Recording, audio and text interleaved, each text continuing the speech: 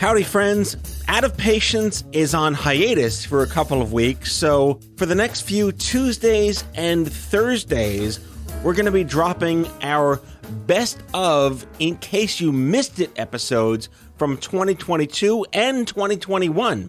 Of course, if you didn't miss it, you don't have to listen to it, but we hope, in case you did miss it, you'll enjoy the episode that you missed. I think that made sense. In any case, if you did miss this episode, we hope you enjoy it. New episodes of Out of Patience, Vaxon, and some new correspondence segments will be dropping starting September 6th. Thank you, and have an amazing summer.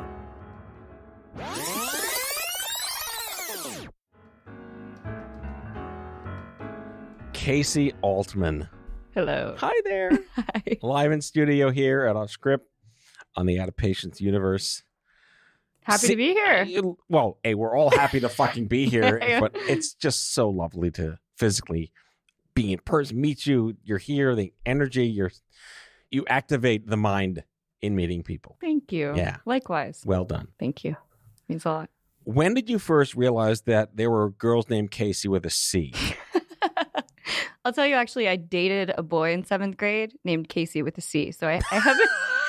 Yeah, I swear to God, we were Kasey and Kasey. But you want to hear why it wasn't that weird?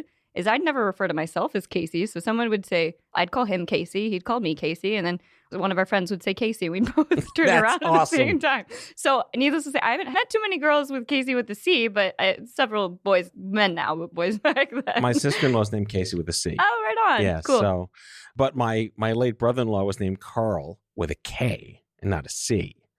Today's episode brought to you by the letters C and K and the number 7 for no reason.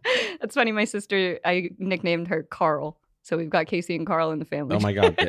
Kismet with a K. Yep, with a K. Exactly. All right. So I just have to know, Montana State University to Chattanooga in Tennessee to Penn State.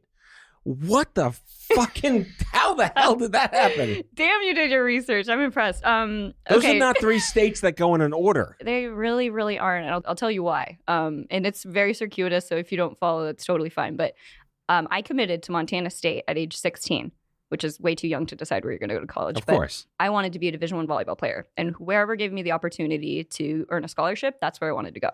So I was 16, decided to go to Montana State, went there for 2 years, absolutely loved it. And then there was a coaching staff turnover, which led me to Chattanooga, Tennessee. I lasted 6 months there. It was just not my cup of tea. Okay. The people were very, very kind. I think I'd developed too much of a sense of self at that point. Mm-hmm. So I couldn't stand idly by and witness injustices. And it was just different. Coming from California, I'm from San Diego. Montana was more mountainous. Tennessee was a little too close-minded for me. So I left after 6 months, and then I decided, hey, I'm not going to transfer for a third time. There's no way I'm going to relocate, make new friends, new life. So I decided to finish my degree online through Penn State, and I traveled for the year. Were you still Penn State, even though you were online? Exactly. We are Penn State virtual. So funny enough, I'd never been on campus until 3 weeks ago. My boyfriend's sister actually is a freshman at Penn State, so we went to a football game. So that was the first time I've ever been on campus. I didn't walk at commencement. I'd never, had the college experience at Penn State until that moment. So that was kind of a special experience. That's pretty cool. Yeah, it was cool. And I think you have the same degree as me. Was it communications or something? Yeah. I have a BA in It Doesn't Matter. Same. There was an off-Broadway show many years ago called Avenue Q. And the lead character had just finished college and he couldn't get a job. It's like, I can't pay the bills yet because I had no skills yet. After all that money we paid for college, could you imagine that? I think the song is called What Do You Do with a BA in English? That's the name of the song.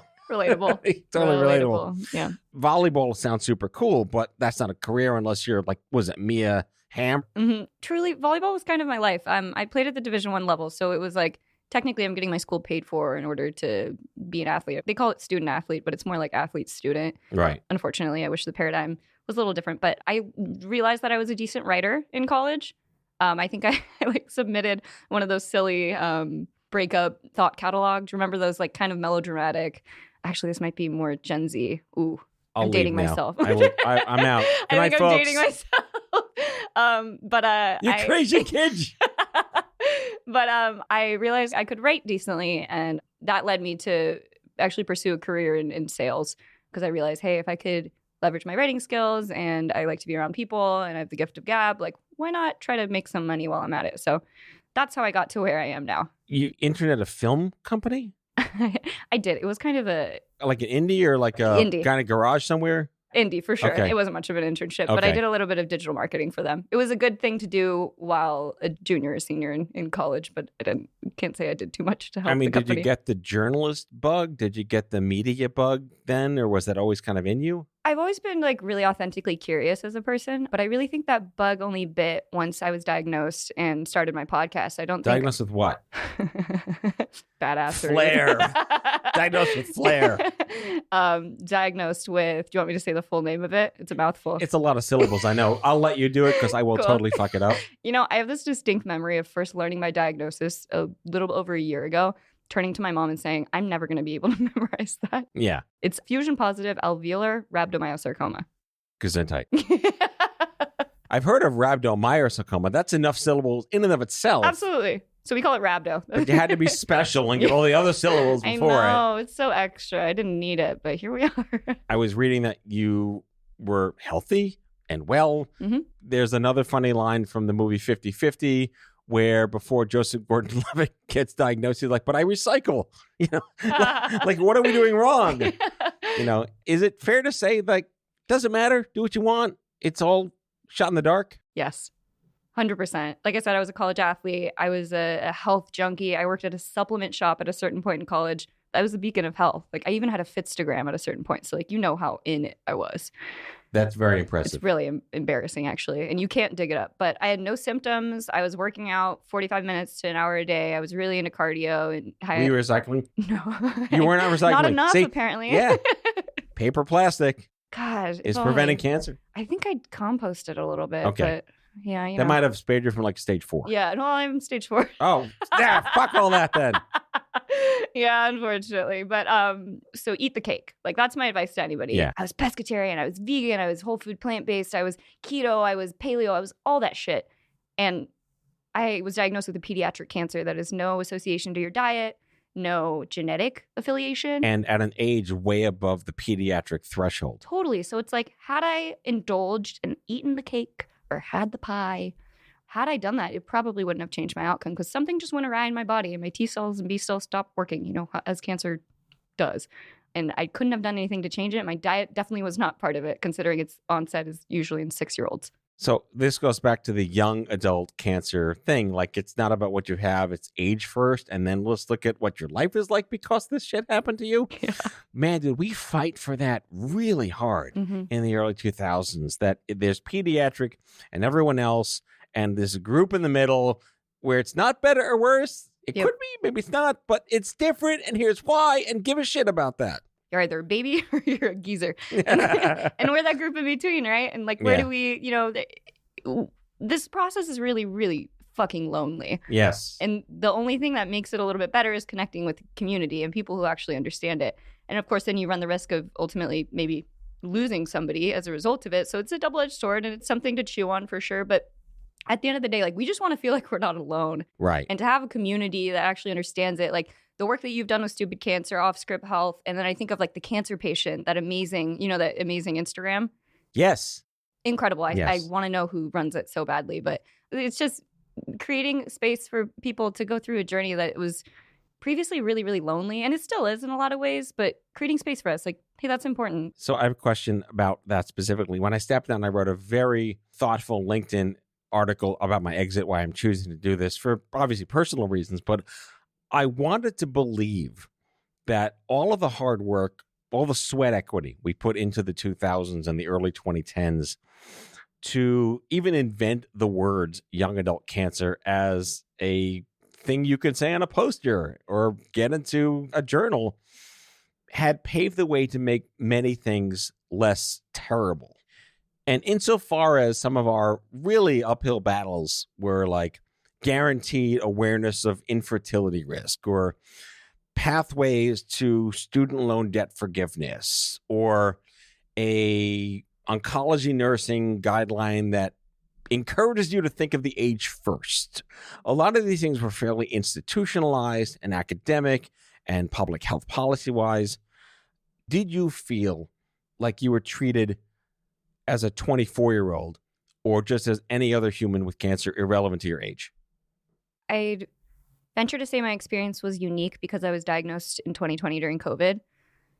Granted, I have a cancer that usually shows itself in kids aged 6 to 12. So I was in the pediatric unit, sitting on those little chairs, bright colors galore. I think they did Candyland theme for Halloween. And it's happy, honestly. Like, I think I'd prefer to be there.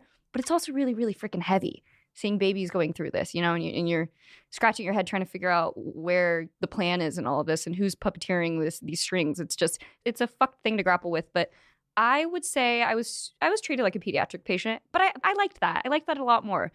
Like you, I was in the in-between. So I could either be the youngest by 20 years in the adult ward, or I could be the oldest by 20 years in the pediatric ward, and, pick your poison. For me, the pediatric ward was happier. It was more joyful. There were more toys. There were more sparkles. That's where I did my frontline treatment at Memorial Sloan Kettering in the pediatric unit. And I really liked my experience there. But to your point, no, I definitely was not treated as a 24-year-old. I was also 21 when diagnosed and tossed into peds.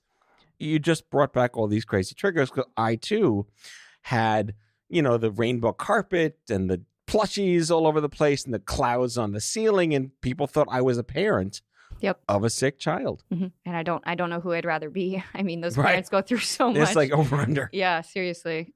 What the hell is it like to get diagnosed with cancer during a fucking pandemic? Oh my God, it's crazy. The first thing I'll say is I totally waited to go to the doctors. Granted, I have an aggressive cancer that spread to stage 4 within the span of 2 to 3 months. So there wasn't that much that I could have done, but damn, if it weren't COVID, I probably would have gone in earlier because, I didn't want to get exposed to a doctor's office. That's where sick people go. So the experience was interesting. It took me a while to get diagnosed because I had 2 borderline negligent doctors who just blew me off and said, you're young, you're healthy, you're fit, you're fine. All too common, right? That's just rinse and repeat shit that shouldn't be anymore. It should not. And I'm glad to see other AYA patients are using their voice and exposing these doctors because, first of all, more than anyone that if you have hair or you look healthy, you could be on hospice. That's no indicator of your health. Right. It really isn't. And for whatever reason, we perceive people, you're sick, you're bald, you're pale, you're in a gray of the hospital room. And it's in between diagnosis and death, potentially, there's a lot of color and it's not gray. It's not even close to gray.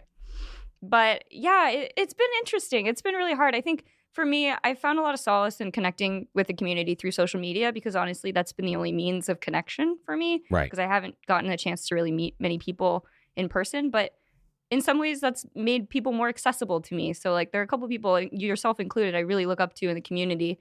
And I've gotten a chance to connect with them through the internet. And that's a luxury. That's the good side of social media. And there's obviously a bad side too. But I've leveraged that a lot as a result of, my circumstances amidst COVID. All right, we're going to take a quick break and be right back with Kasey with a K, Kasey Altman.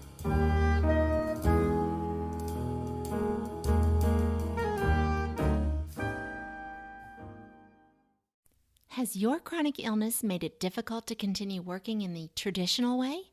Want to learn how to find and create flexible remote work that both accommodates your chronic illness and generates an income? Join the Patients Getting Paid membership, a community of chronicpreneurs where people just like you find workshops and trainings, weekly updated condition-specific gigs, twice monthly coaching calls, co-workings, accountability, and the kindest community to support you on your path to make money while working from anywhere and taking good care of yourself. Learn more or join us at patientsgettingpaid.com.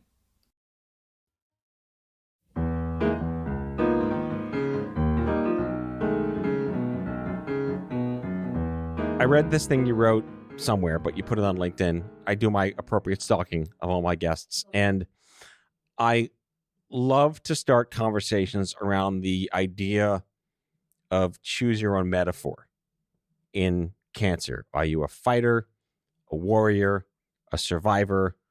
Pick your poison, right? But I hate military terms in cancer. If you didn't fight hard enough, my late brother-in-law died at 19. And what, did he not fight hard enough when he lost his battle to cancer? But I understand that it's not about either or us versus them. It's how you want to identify with yourself and let other people have their opinions. What's your thoughts on that?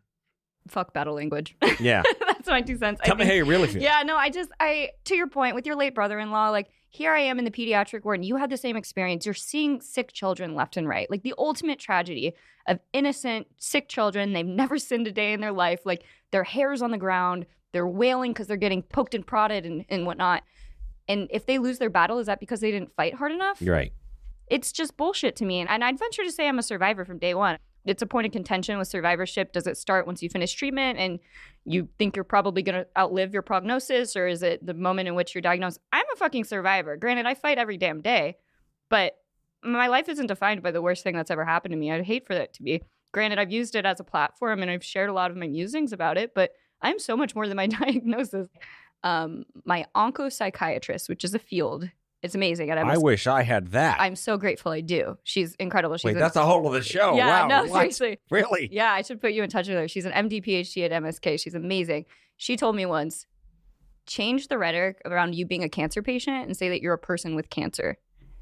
Granted, it's kind of semantics, a cancer patient versus a person with cancer, but the implication is that we are just what we're dealing with, and that's not the reality. I'm a writer, I'm a traveler, I work at Google, like I have a really colorful, beautiful life outside of this gray period. This shittery. Yeah, this fuckery. But I don't know. I hate hearing when people have lost their battle, because cancer does not prey on the weak. It does not allow the strong to survive. Like there's no rhyme or reason to it. And we've witnessed that firsthand, especially being in the peds unit. So to think that it favors the strong is just, it's a silly misnomer. If cancer ever killed me, I want people to say she was murdered by cancer. I don't want to say she lost her battle. Now that's a podcast series. Good, I'm glad. True Crime Oncology Division. Exactly my thoughts. So a little history lesson. In 1986, an organization called the National Coalition for Cancer Survivorship was born. And we profiled that organization in episode 3 and 4 of the Cancer Mavericks documentary, which is wherever you can listen to your podcasts. And it was formed by a bunch of angry people, largely like in their 20s and 30s, who just wanted to be taken seriously because the technology was finally starting to exist where you didn't die right away. And what was this country going to do from a Medicare reimbursement, from a billing coverage, of the treatments of long-term care and rehabilitation? So the word survivorship was born out of a public health policy need to create services that would be covered by Medicare in hospitals. And they had to declare that you were a survivor from the day you're diagnosed in order to guarantee you those reimbursements. That's where that started from.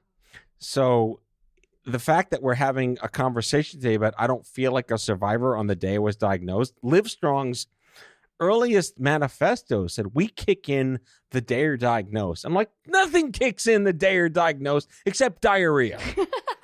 And constipation. And either one. Pick your side effect.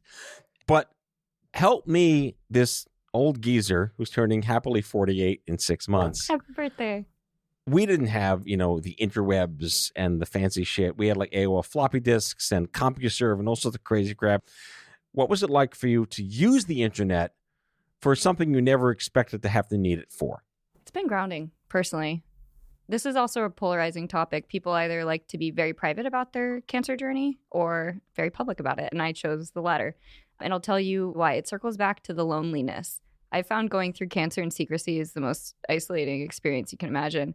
And the reality is there's so many other people who experience it, but they aren't often portrayed in the media. So you don't know that these people exist until you find them through communities, maybe online or other. For me, it's a conduit of good if you let it be. And there's a very dark side to it, much of which I've been exposed to. I'll get like hate comments on my tongue-in-cheek like TikTok posts these days, and it's a really trippy experience. But I've found it to be fortifying, grounding, not only from a community standpoint, and just a support and love and, even prayers, like any good vibes, any good energy, like I will take that. It can't hurt. But also from a medical standpoint, I found that getting the word out and, going on podcasts or doing as much exposure as I possibly can for myself actually sets me up for a better scenario medically, because more people know about it, especially when you're dealing with a really rare condition. People won't know to come across you until word's out. So I've done a little bit of fundraising. I've done my podcast. I probably overshare on Instagram. But I've received some pretty positive feedback from not only the community and newly diagnosed people, which, by the way, that's like one of my favorite groups to penetrate, because I was there a year ago and I was so lost and lonely and sad and like stage 4 at 24, like, where do you go from there? My life just started. For me, it's been a conduit of good. I just need to remind myself to not ride the highs just as much as I can't ride the lows, because sometimes I'll get a troll telling me how ugly I am on TikTok. And I'm like, that shouldn't hurt my feeling, damn it. Because I don't care. Like, I don't care. I'm so much more than my looks anyways. I mean, that was proven when I went bald for a year. Like, we, especially as You're adorable, honey. Adorable. But even if I wasn't, like, who gives a shit? Like, I'm just trying to survive. Actually, that leads me to another question, too. When you're a young adult and you're diagnosed in your teens or 20s, maybe less 30s, you have a cohort group of people you're friends with, and then you become suddenly maturated. You have the brain and the wisdom of an 80-year-old, in the body of someone that feels 80 but is still in your teens or 20s. Yep.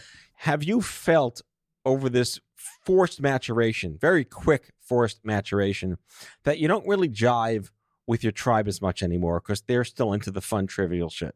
I love forced maturation. That's exactly what it is. I've been really, really incredibly lucky with my community. There have been a couple aberrant people that I've been a little disappointed by. But generally speaking, my friends have shown up for me in ways that I couldn't even fathom. Like, I've bopped around the country a little bit just pursuing treatment. I actually moved back to California for a trial that fell through. And then I moved to New York 2 months ago to pursue treatment on 2 lesions that came about in the last couple months. So I move around a lot, and I'm going to Cleveland, LA, Florida. Like, that's my plan. So to be present in my life, you have to be like an active participant in what I'm posting on social media, when I'm FaceTiming you or calling you or talking to you or occasionally seeing you in person. Right. All of my people have made an incredible effort, and I really felt like they valued how finite my time feels on this planet. Right. I don't know if it is. And honestly, like, I have so many options that I could very well live another 50 years. But I'm also rooted in reality. I have some cannabis oil over here, by the way. I actually heard my secret stash of cannabis oil. And essential oils are really good, yeah. That's another funny thing, is people online telling you what cures your cancer. Well, so Stupid Cancer had one of the very first Facebook pages in 2008. And God knows the cannabis oil douchebags were there on day one. No, it's incessant. It's everywhere. Did you ever at any point feel pitied? Yeah, for sure. And I still do. Stage 4 cancer on paper is like such an imminent death, even though it really isn't anymore. Like, there are a lot of like radical remission survivors, and I aim to be one of them, knock on wood. But I felt in certain instances that I am the tragic story that people from high school, when they're feeling bad about their life, they'll turn to my Instagram page and say, well, at least I'm not her. Oh, God. And that's a weird feeling. Like, my life is so good now. Exactly. Like, all right, I will admit I've done the most for a pretty long time. Like, I was a college athlete. I then traveled the world for a year. Like, I moved to New York City. I said, fuck it, moved from San Diego to New York City when I graduated college, and I started working for Google. And it's like all these things, like, I lived this life that I don't know if people envied, but I think if anybody unfollowed me on Instagram back then, it was because my life was like too good. Right. And now it's like they unfollowing because my life is too shitty. And it's like, wow, that's a weird transition for me. That's like the scales of justice don't even know where to land at this point. I know, right? It's kind of on me for having been extra in the first place. But, I guess I was misrepresenting my life to be more glamorous and perfect than it was. And here's a dose of reality, a throw it in your face type of dose of reality. That's like the Pinterest fail memes from like 10 years ago. Yeah. Here's what my casserole really looks like. Yep, exactly. But I got to tell you, I worked for Google for a couple of years in the mid-2000s on their early stage health ideas, which just failed. The world was not ready for giving your data to anybody. But back then, it wasn't like, ooh, Google. The math nerds were like, it's Googol. Yep. What the fuck is wrong with you guys? It's spelled this. But today, you work for Google? I sweep the floors, but I work for Google. Yep. All right, hold that thought. Take another break because we have to keep this conversation going. More with Kasey Altman when we get back.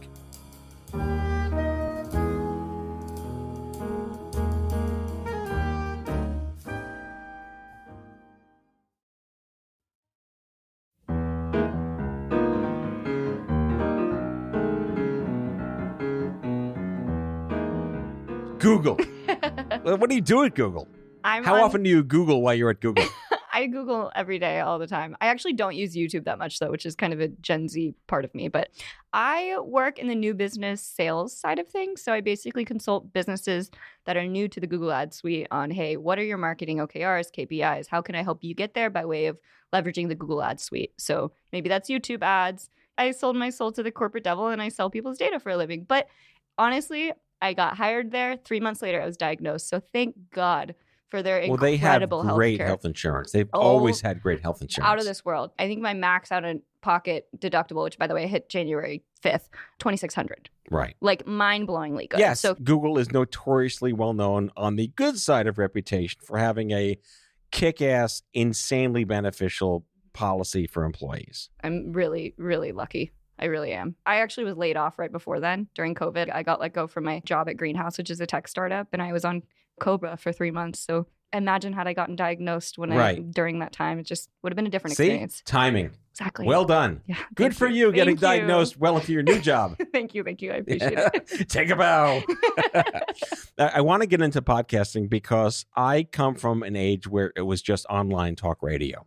And then someone said, we're calling it podcast because there's an iPod and we listen to things on an iPod. And now I'm going to talk and you're going to listen to me talking on your iPod. And it's podcasting. Do you feel like the word podcast has been corrupted for people to just think, oh, it's either Joe Rogan or some schmuck in a sewer with a microphone yelling at the sky? Is that us? We're the schmucks in the sewer. No, I got a real show. You do. You are not a schmuck at all. I want to make you this. You belong on the air. I would love to be. I think what I'll tell you about podcasts is it's absolutely saturated. Yes. There's a podcast for every damn thing in the world. And I think it's suffocating. I think it's too much content. Right. I mean, there's an oversaturation of content. It's the opposite of TikTok. On TikTok, there aren't enough posters, but there are a lot of users who just scroll. Right. Podcasts, though, there's so many podcasts. So it's like, how do you even know what's for you? I'm not bothered by the term necessarily, but that's probably the Gen Z in me speaking out. What I will say, it's an amazing forum, and it really allows you to connect with people. Like, listening to the episode with your kids, I feel like I got to know you on a level that I don't think I would have gotten the chance to otherwise. Like, very special experience. So I think it allows listeners to really connect with the hosts, which I appreciate, especially in this virtual world. But yeah, I wouldn't say that it bothers me. But I too, I remember radio talk shows. Those were the freaking best. I wish we could bring them back. Well, let's talk about your show, The Reroute, because you do it well. Thank you. And I think it's because you have a penchant of media, baked into your DNA. Most people don't. Most people don't have a vibrant personality or one that they could turn on when you click record.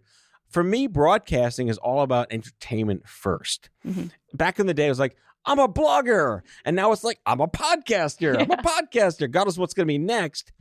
I feel it's diluted the value of the talent for great content to be consumable. Totally. Completely agree. Yeah. Especially in healthcare. Yeah, for sure. Because it's boring as fuck most of the time. This is the be. healthcare podcast. Are you bored, folks? Are you bored yet? But see, Are you not entertained? If you do it right and you have a storyteller like you, like I'm taking notes from you in my head right now about how you're able to articulate stories. And like, I'm nascent to this. I don't even have the right equipment. But... I've been doing theater since 1991. And it shows. But that's what I'm saying. It's all theatrics. When you can't see it, it's very different. When you have to hear it, you want to stay engaged. I listen to a very specific number of shows of all genres, but I curate it based on how enticed I am by the psychological dynamic of the host or the narrator. I need to be triggered in a way that just captivates me, that I can't wait to hear what they say next. No matter what they say, I love the way they talk. So that's discerned by the person that you have on, or it's the character of a host, but I think we've lost sight of quality, and it's too easy to do it. And my generation and older think that podcasts are just Zoom calls you only listen to. And we're media people. We want the highest quality audio. We want noise canceling, noise gate reductions. We want de-echoing, these things that people don't consider. It doesn't take away if there's a great podcast with lower audio quality. It could be a great show. But this is broadcasting as an art that I hold very near and dear to my standards. And I coach and I advise and I encourage people that want to get into podcasting, A, to not do it, And if they do want to do it, read my blog, don'tstartapodcast.com, folks. That's a real thing. That is really, I have to check it out. You're going to write a blog and then do a show about my blog and this show. We're the perfect collaboration. Absolutely, yes. So what encouraged you to get into this? And you've had incredible guests on your show. What are some of your favorites? I love connecting with people. I love hearing unique stories of overcoming. That's why I started the Reroute. It's all about life's pivots and how people overcame what. Because so often you're on top of the mountain and you're looking down the mountain and you say, hey, here's how I climbed up of it. But seldom do we talk about the grind, the climbing up the mountain itself. So I think allowing people the forum to talk about their struggles and what actually helped. Were there any mentors? Were there any sayings? Were there any affirmation? Like what actually helped get them to that place on top of the mountain? That's been helpful for me and fulfilling and fortifying even in my own, mountain that I'm climbing right now. Metaphorically and physically, sometimes it feels that way. Oh, of course. Absolutely, of course. Let's get a little deep here. Like, how are you dealing, like at 3 a.m, when your brain just runs amok and you can't control yourself? How are you managing your life in those isolating moments, even though you may know you have a tribe when you wake up? I have those 3 a.m. moments a lot. I have moments where I can only lay in my bed and stare at the ceiling. No matter where I'm living, I'm staring at the same popcorn ceiling. So it's paralyzing at times. Prozac helps. Ativan helps. Having a good community, a great boyfriend, great parents, great family, that helps. But you're still going to experience some of those lonely, lonely moments that we've talked about. Like, how I deal with it is I hold on to this with literal white knuckles at times. If I'm living a miserable existence, why do I want to extend my life? Right. And I hold that near and dear to my heart every single second of every single day, which is probably undue pressure sometimes to be happier than I feel like I need to be in a given moment. But I think it's a good lesson. I mean, so much progress has been made in the world of cancer treatment. For my cancer specifically, I've been on the same protocol for the last 20 to 40 years. And then at recurrence, everyone just goes in different directions and pursues different clinical trials. And I'm now at that point because I've had a recurrence. So I'm in no man's land. I don't know what's next. I don't know how much time I have left.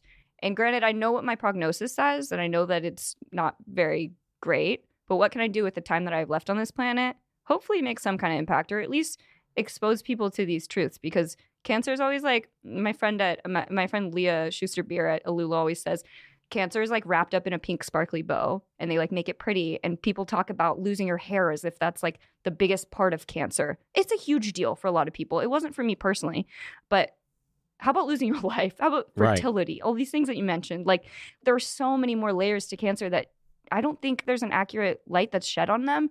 If I can do that with the time that I've left on this planet, whether it's, 3 years or 30 years, why wouldn't I do that? That's profound shit for a 25-year-old. I have a lot of time to think. I mean, it's unsurprisingly profound shit because this is just the world we live in. This is our Apple core. Yeah. I want to wrap up with you sharing with our listeners some of the key life hacks you've managed to weave for yourself. What has been the bat belt of tools? Yeah, I'd say Netflix. Yeah. Netflix is a big one. I got a puppy. That is the biggest word of advice I could give anybody. What kind of dog? Mini golden doodle. Oh, lovely. What's her name? Willow. Like the Willow. tree. Yeah, she's the best. I'm already plotting my next dog. But I think finding levity amidst the drudgery of everything, like it's a tough reality. I would never sugarcoat it. It fucking sucks some days. But I mean, you could drop names, any websites, any organizations. Yeah. Alula has been amazing. I mentioned the CEO, Leah Schuster-Beer. They basically created a marketplace for cancer patients. So they curate things like, you or me said, hey, this product is really helpful for my neuropathy during treatment. Right. Use this product. So that's been a good resource for me personally. The cancer patient, that's a big one on Instagram. And hopefully they're listening again. The cancer patient on Instagram. I hope so. I'm a big fan. We'll tag them. We'll tag the fuck out of them. And then Suleika Jawad is one of my absolute favorite people. Her. You know her? Upset. I met her when she was doing infusion at Sloan Kettering the month she was diagnosed. Wow. We've been friends ever since. She's amazing. Out of this world. Yeah. And her book is Between Two Kingdoms. Yeah. That's like full plug for Suleika Jawad here. Full plug. She has given voice to the voiceless in a lot of ways and just been such a guiding light for so many people in the community. I'm just so grateful to know her and adore her. So yeah, those would be those are probably my big ones. And then of course OffScrip Health and Matthew Zachary. That's a top one too. I know that guy. I do too. He's an asshole. Fuck that guy. Yeah, right. I want to hear your resources before we jump off. What would you recommend? Well, when I was sick, there was nothing at this point. But I would say one of my favorites is The Mighty. TheMighty.com, founded by my friend Mike Parath, has like millions of people. It's like a kinder, gentler Facebook for health issues, mental health issues. And it's way better policed and democratized in a great way. And it's private sector, but people find so much value on The Mighty. And things like BetterHelp and Talkspace also are printing money in the best sense because they're now private sector platforms that give you permission to be vulnerable to someone who understands you and is a better use of your time in today's information technology age. My two favorites in the private sector are going to be BetterHelp, Talkspace, and then in the community space, it'll be The Mighty. I can't wait to check out The Mighty. Never heard of it's it a great platform. Full plug for The Mighty, by the way, listeners. If you don't know it, we'll put links in the episode description to The Mighty. But you and I could talk forever. I would love to talk to you again. I know you're only in New York a short time before your little Army brat tour of clinical trials around the country, which is not okay that you have to do that. Yeah. But this has been just so fantastic. Likewise. I've loved every second. Yeah. Kasey Altman, young adult cancer survivor, podcaster, broadcaster. Where can people find you? What's the most important call to action you'd like our listeners to take to get to know who you are? I'll plug my Instagram. It's Kasey.Altman, Kasey.Altman, Altman. I'm really accessible. I also have an Instagram for my podcast if anyone wants to DM me there. And one for your puppy?